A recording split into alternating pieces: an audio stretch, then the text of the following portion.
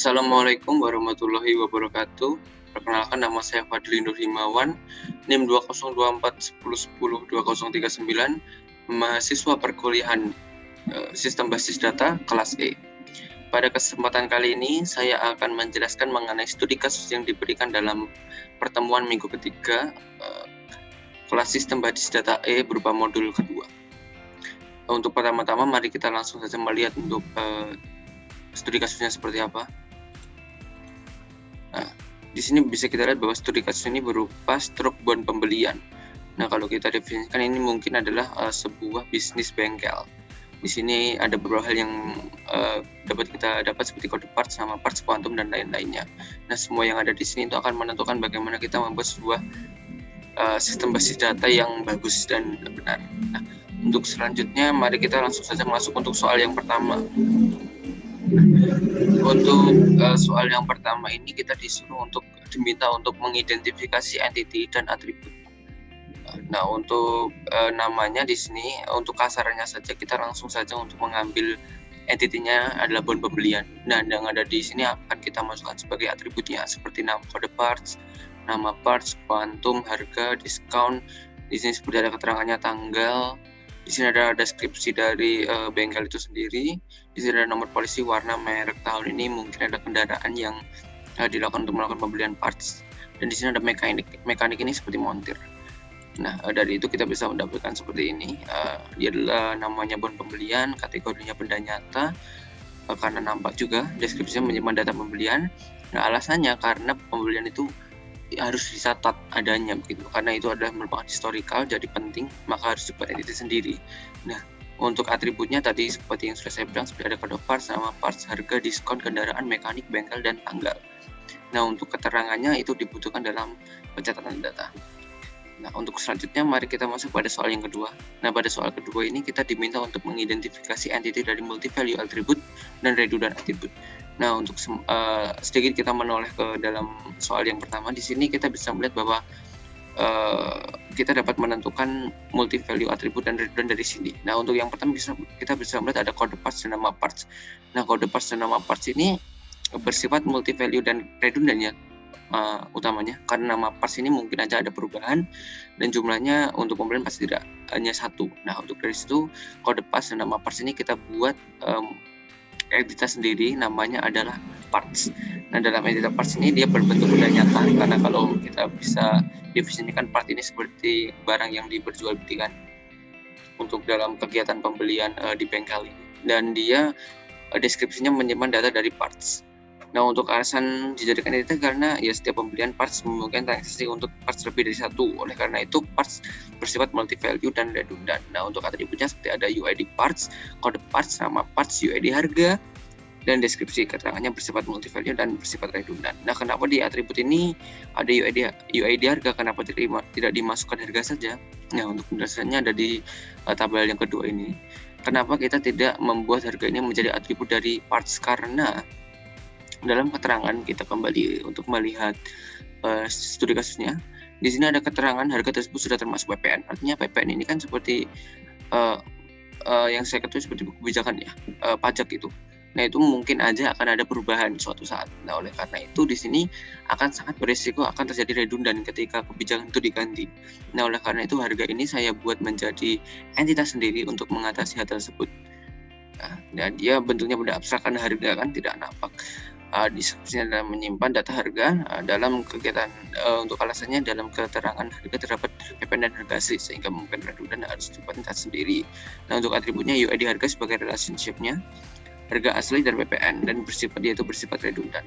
Nah, untuk selanjutnya ada entity kendaraan. Nah, entity kendaraan ini apa?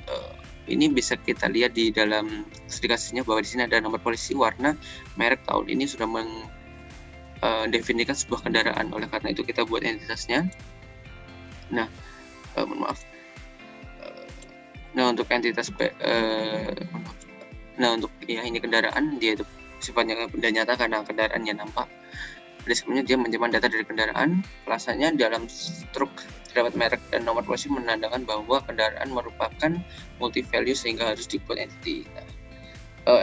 Si kendaraan ini juga termasuk redundant ya, karena apabila suatu merek itu berganti nama, itu juga akan berefek pada sistem basis yang kita buat gitu. Artinya jika satu diganti, semuanya harus diganti kalau merek gitu kan. Nah, maka dari itu kita buat di sini menjadi entitas sendiri.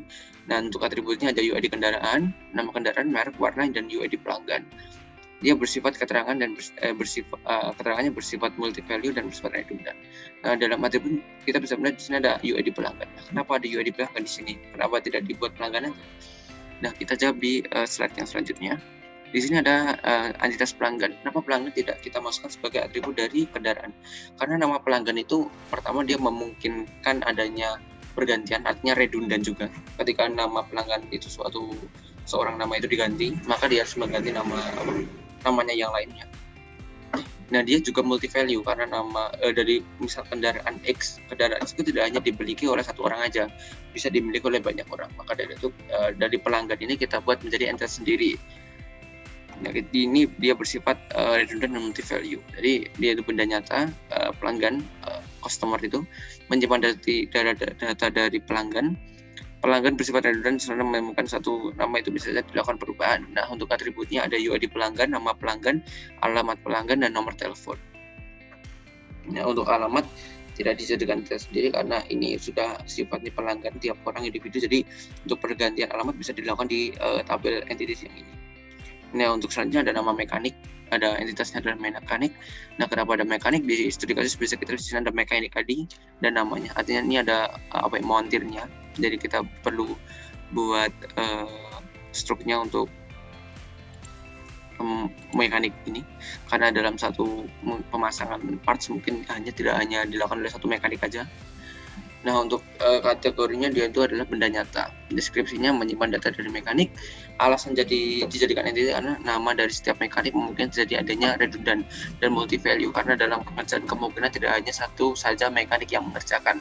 Nah, untuk atributnya ada UID mekanik, nama mekanik, alamat mekanik, dan nomor telepon. Keterangannya bersifat multi value dan redundant.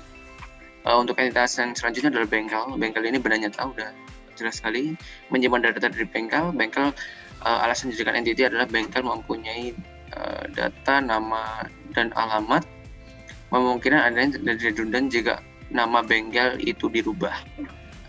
Kita kembali menengok ke studi kasusnya. Untuk entitas bengkel ini ada di bagian atas ini ya. Di bagian Honda Jaya Raya ini adalah entitasnya. Jadi ada atributnya, ada nomor telepon, ada alamatnya, dan namanya sendiri. Nah, nama ini mungkin aja berganti, alamat mungkin juga berganti kan. Makanya ini sangat redundant sekali, oleh karena itu kita buat sebagai entitas sendiri. Untuk selanjutnya, mari kita lanjutkan lagi. Nah, untuk yang selanjutnya adalah entity pembelian. Nah, entity pembelian ini merupakan peristiwa kategorinya. Dia menyimpan data dari pembelian. Nah, alasan dibuat setiap pembelian harus dicatat peristiwanya agar dapat operasi stroke bound pembelian, maka harus ada entitas dari pembelian. Nah, untuk atributnya di sini kita bisa melihat ada nomor faktur. Nomor faktur ini kita dapatkan di pojok kanan atas ini. Ini saya identifikasikan sebagai seperti UID-nya. Terus ada tanggal, diskon. Nah, diskon ini kenapa tidak masuk pada entity parts? Karena diskon ini sebenarnya bukan mendiskon barang, tapi mendiskon dalam kejadian itu. Jadi mungkin aja hari ini suatu barang didiskon A, tapi belum tentu besok barang tersebut juga didiskon A, bisa saja didiskon B gitu. Jadi lebih baik kita masukkan dalam entity pembelian. Dan selanjutnya adalah kuantum. Nah, apa itu kuantum? Dari sini seperti ada berdasarkan adalah kuantum 1 harga 25.000, diskon 2.000, 23.000. Nah, ini bisa kita asumsikan sebagai sebuah barang, jumlah barangnya. Nah, kemudian ada UID parts dan UID kendaraan. Nah, untuk keterangan dia bersifat multi value dan redundant. Nah, selanjutnya mari kita masuk pada soal yang ketiga. Nah, di soal yang ketiga kita diminta untuk mencatat atribut yang tidak bisa dimasukkan ke entity yang ada. Nah, untuk yang pertama adalah nama atributnya jenis parts. Dari entity parts, alasannya tidak diperlukan dalam pembelian karena terbukti dalam struk pembelian tidak tercantum dari jenis part.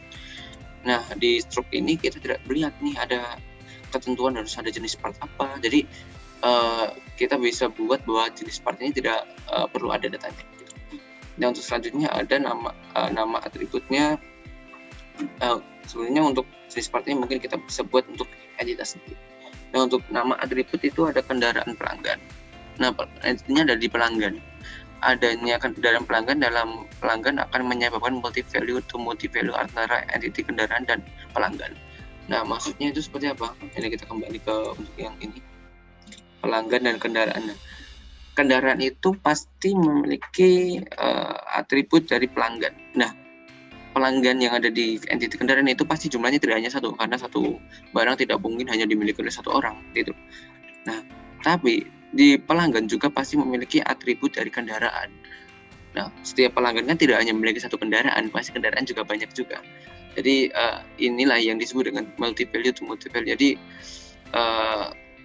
salah satu harus tidak dimasukkan. Dan di sini saya memilih untuk kendaraan di entity pelanggan tidak saya masukkan dalam atribut dari pelanggan gitu. Nah, untuk selanjutnya mari kita masuk ke soal yang keempat.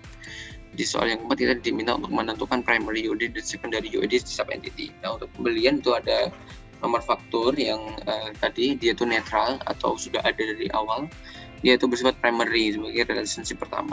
Kedua ada di entity parts, ada UID parts, ini buatan artificial, ini bersifat primary. Dan di parts tadi ada kode parts. Nah, ini saat apapun kode parts ini mungkin ada perubahan apapun itu, maka saya buat di secondary, dia itu adalah bawaan atau natural. Nah, untuk harga dari buatan UID harga, dia bentukan saya menjadi primary. Kendaraan juga ada UID kendaraan sebagai artificial buatan untuk sebagai yang utama. Pelanggan ada UID pelanggan artificial primary, ada mekanik AD ini sudah bawaan dari tadi, dan dia adalah yang pertama yang primary karena UID tidak mungkin setiap mekanik ID-nya sama. Nah, untuk bengkel UID bengkel dia bersifat artificial buatan dan dia primary. Nah, untuk soal kelima kita diminta untuk identifikasi relationship antara entity. Nah, di sini kita bisa melihat dari parts, apakah dalam entity parts harus mencatat pembelian, tidak, mencatat pelanggan tidak, mencatat mekanik tidak, mencatat kendaraan tidak, mencatat bengkel tidak, tapi dalam entity parts itu harus mencatat harga. Nah, selanjutnya ada di entity pembelian, dia itu mencatat pelanggan, mencatat mekanik, mencatat kendaraan, mencatat bengkel, dan mencatat harga. Nah, ini sudah tercatat semua.